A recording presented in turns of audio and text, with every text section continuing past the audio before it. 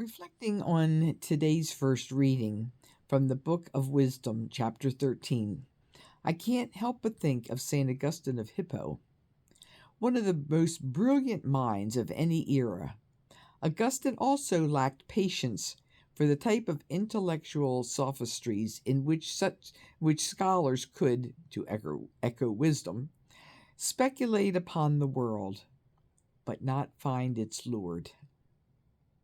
And even as he marveled at the beauties of the created world, he also raised concerns at the dangers of confusing the creation with the Creator. As he writes at the end of Book 1 of Confessions, quote, "My sin consisted in this, that I sought pleasure, sublimity, and truth not in God, but in his creatures, in myself, and in other created beings." End quote.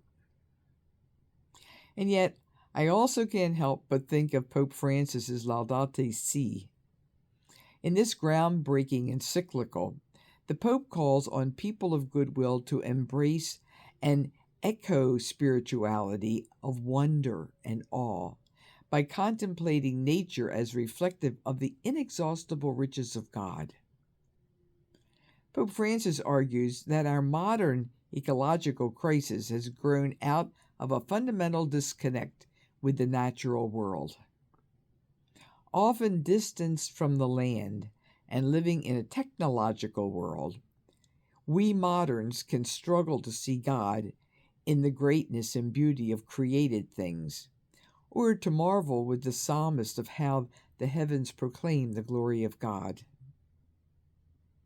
As Jesus reminds us in Luke's Gospel, Christians are to live in a spirit of eschatological hope and expectation.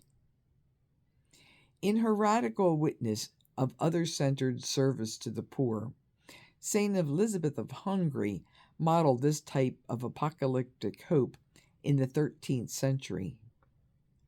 Facing an apocalyptic environmental crisis of our own making, may we restless souls seek more faithful models of witness to the Creator and Master Artisan of our most beautiful world. Amen.